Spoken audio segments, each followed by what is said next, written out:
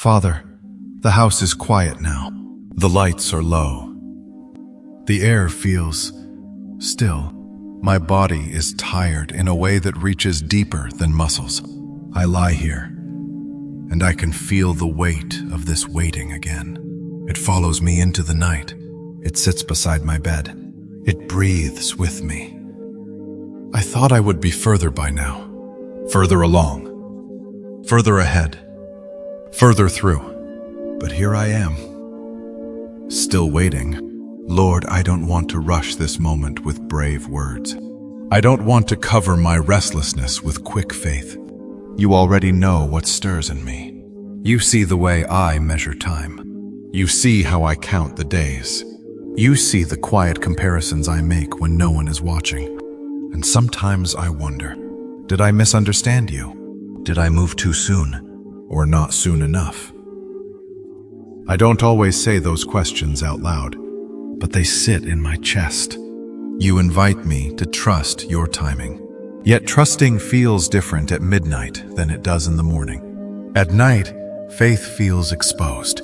I feel the stretch of uncertainty, the ache of unfinished things, the silence where answers have not yet formed.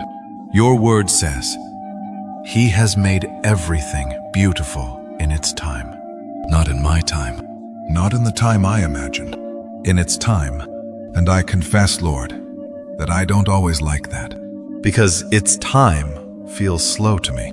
It feels hidden. It feels like standing still while the world keeps moving. But I am still here with you, breathing, listening, trying not to force tomorrow to arrive tonight. You know how quickly my thoughts try to solve what you have not yet revealed. You know how my mind runs ahead, rehearsing outcomes, planning conversations that haven't happened, imagining doors that may never open. And I grow tired of my own striving. I say I trust you, and I do. But sometimes my hands tighten around the very things I claim to surrender. I want clarity. I want confirmation. I want reassurance that this waiting is leading somewhere good. And yet, you remain quiet, not absent, just quiet. That is the part that stretches me. Because I would rather have movement than mystery. I would rather have visible progress than invisible formation. But maybe that is what you are doing. Forming me. Not simply arranging circumstances, but reshaping my heart. Lord, I admit there are moments when I feel overlooked. When I see others step into what I prayed for. When I watch doors open for them while mine remain closed. I smile. I congratulate. But later, in the quiet, I ask you, what about me? I know you are not unfair. I know you are not careless. But my heart still trembles with the question. And I bring that question to you now. Not accusing, just honest. You never promised a life without waiting. You never promised a life without stretching. You never said that faith would feel easy. You invited me to follow. And following means walking at your pace, even when it feels slower than mine. Jesus, you waited 30 years before stepping into public ministry. 30 quiet years, hidden years, ordinary years, nothing wasted. David was anointed king long before he wore the crown. Joseph dreamed before he suffered. The promise came long before the fulfillment. You do not rush what you intend to last. And still, my heart whispers, how long? I don't need a date. I don't need a timeline. But I need you here in this middle place. Because this middle place feels fragile. Sometimes I fear that if nothing changes soon, my hope will thin out. That disappointment will harden into resignation. I don't want that. I don't want to become cynical while I wait. I don't want to protect myself by lowering expectation. I want to remain open, soft, available to what you are doing. But staying soft in delay feels costly. It is easier to grip control. easier to force momentum, easier to declare that something will shift by morning. Yet tonight, I sense you calling me to something quieter. Not prediction, not performance, not bold proclamations, just presence. You are not asking me to guarantee an outcome. You are asking me to stay with you in the waiting. And that feels harder than demanding a miracle. Because staying requires trust without evidence, obedience without applause, faith without fireworks. So here I am, not triumphant, not defeated, just here. My breathing has slowed. The room feels still. I place the timeline I drew for my life into your hands. And I feel resistance. Part of me still wants to peek, still wants to know when, still wants to calculate how. But I loosen my grip a little. Not all at once. Just enough for you to hold it with me. If you are shaping something in me through this waiting, do not let me rush past it.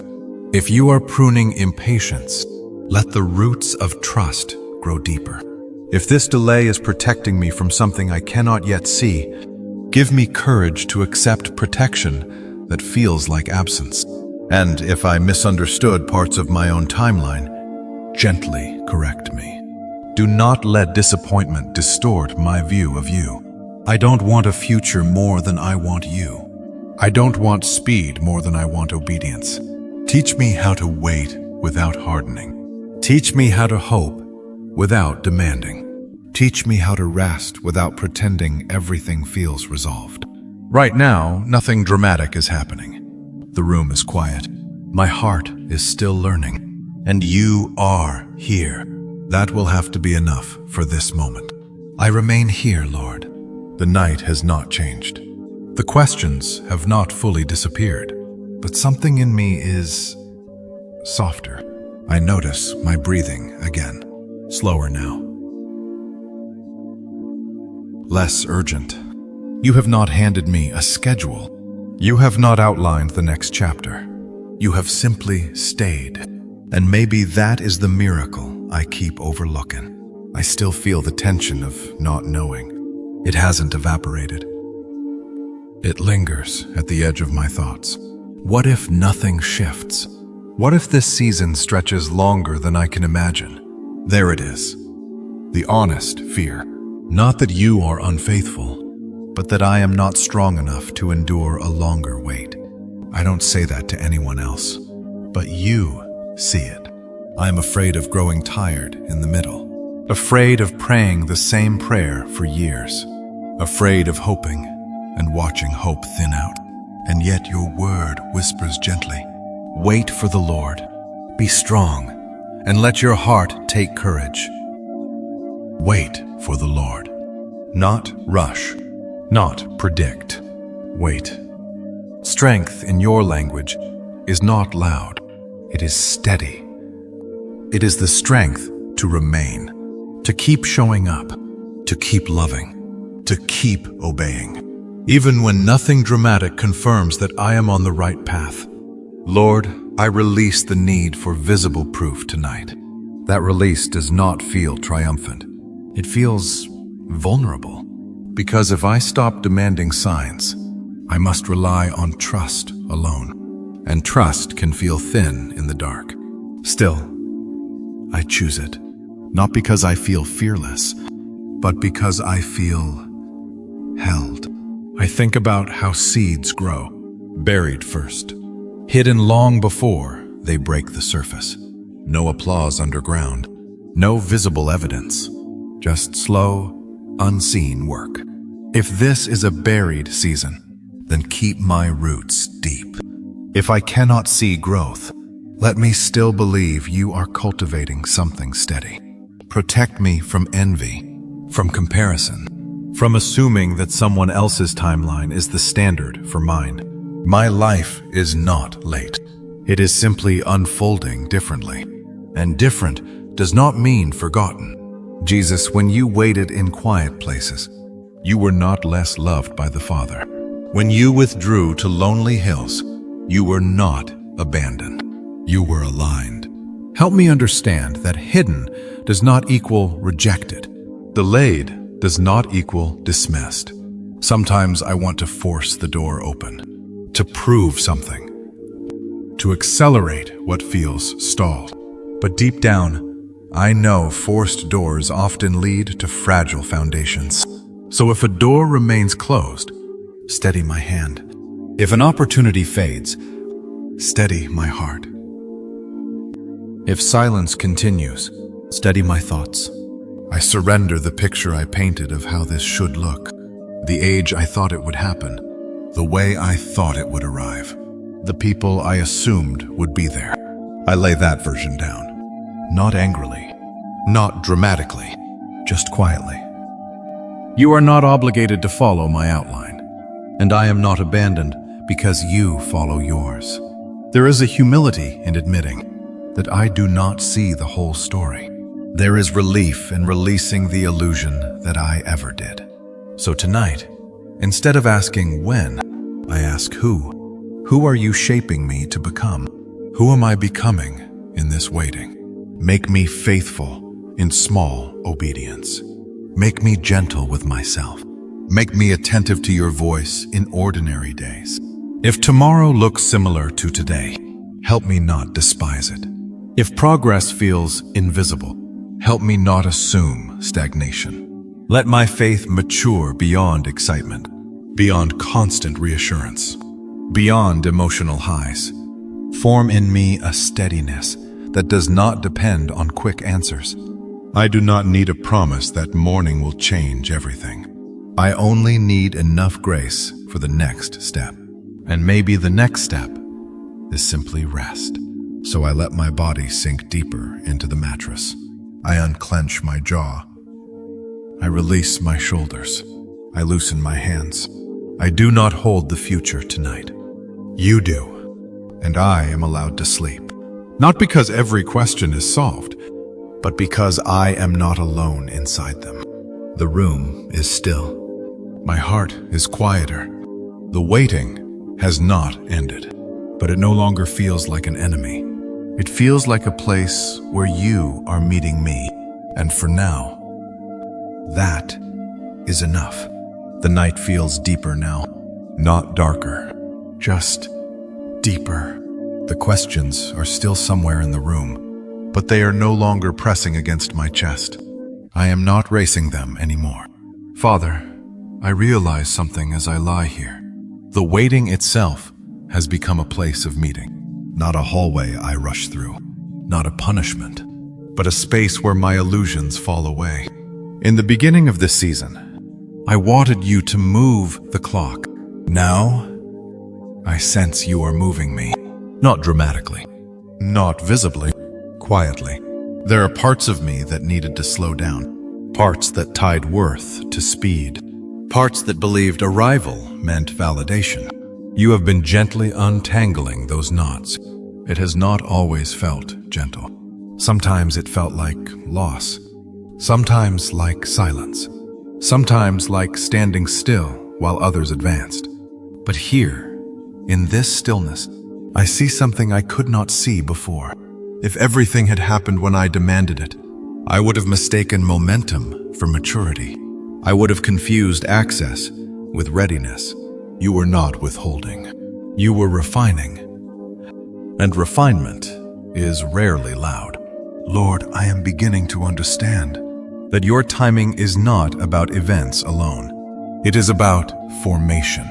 The kind of formation that cannot be rushed. The kind that happens in hidden layers. When I stop fighting the pace, I feel the anxiety loosen. When I stop rehearsing outcomes, my breathing steadies. I am not required to manufacture destiny. I am invited to walk, step by step, even if the steps are small. Even if tomorrow looks ordinary. I think of the verse, commit your way to the Lord, trust in Him, and He will act. It does not say, I must act first. It says, commit and trust. And that is quieter than I expected. Lord, I commit this path to you again, not because I am certain of it, but because I am certain of you. Even when I do not understand the route, I can stay close to the shepherd. If you walk slowly, teach me not to rush ahead. If you pause, teach me not to panic. If you redirect, teach me not to resist. I do not want a fast life. I want a faithful one. I do not want applause. I want alignment. And alignment sometimes looks like waiting. The pressure to prove something is easing. The need to announce that breakthrough is coming is fading. I do not need to predict the morning. I only need to trust the one who is present in the night. There is peace in admitting I do not control outcomes. There is freedom in acknowledging that you are not hurried.